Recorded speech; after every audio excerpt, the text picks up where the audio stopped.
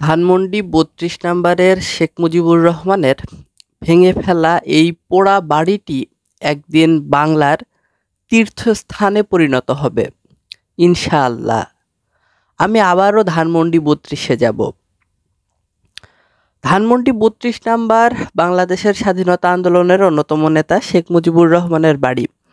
সেই বাড়িতেই তিনি ১৯৭৫ সালের ১৫ আগস্ট নিহত হন, সপরিবারে নিহত হন। স্বাধীন বাংলাদেশের পতাকা শেখ মুজিবুর রহমান মার্চ মাসের ২৩ তারিখে উত্তোলন করেছিলেন। ১৯৭১ সালের মার্চ মাসের ২৩ তারিখে ধানমন্ডি ৩২ নম্বর বাড়িতে তিনি স্বাধীন বাংলাদেশের পতাকা উত্তোলন করেছিলেন শেখ মুজিব।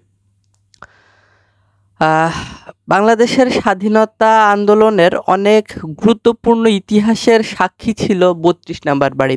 ৭ই মার্চের ভাষণ, ১৯৭১ সালের মার্চের ২৫শে মার্চ গভীর রাতে, ২৬শে মার্চের প্রথম প্রহরে তিনি যে স্বাধীনতার বার্তাটি লিখিত আকারে পাঠিয়েছিলেন, প্রেরণ করেছিলেন, এই বার্তা ৭ মার্চের ভাষণ, ৭০-এর নির্বাচন, ১৯৬৯ সালের গণ অভ্যুত্থান, ১৯৬৬ সালের ৬ দফা, ১৯৬৮ সালের আগরতলা ষড়যন্ত্র মামলা, এই প্রত্যেকটা ইতিহাস ঐতিহ্যের সঙ্গে সম্পৃক্ত একটি ভবন, একটি বাড়ি, যেটি ঢাকা শহরের ধানমন্ডি এলাকার ৩২ নম্বর রোডে অবস্থিত।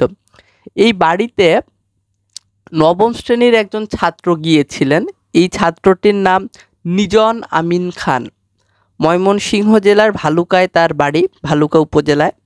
এই ছেলেটির বয়স 14 বছর। সে লেখাপড়া করে, স্কুল ছাত্র, নবম শ্রেণীতে পড়ে।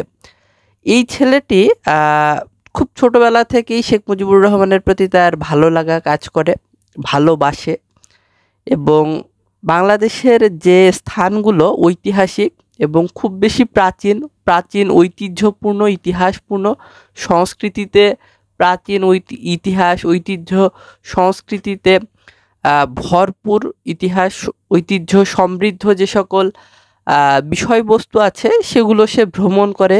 সে প্রচুর বই পড়তে পছন্দ করে।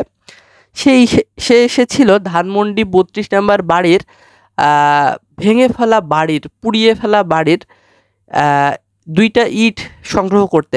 তার নিজস্ব একটি সংগ্রহশালা আছে।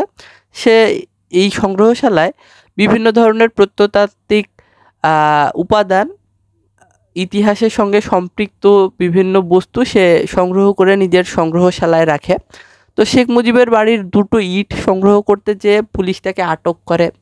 6 ঘন্টা পুলিশি হেফাজতে ছিল সে।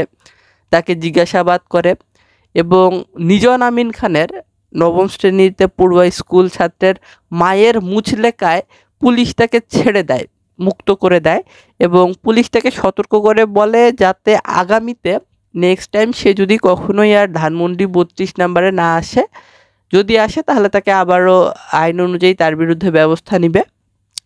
তো নিজন আমিন খান খুব দৃঢ়তার সাথে বলেছেন যে আমি আবারও ধানমন্ডি ৩২-এ যাব, আমি আবারও ইট সংগ্রহ করব।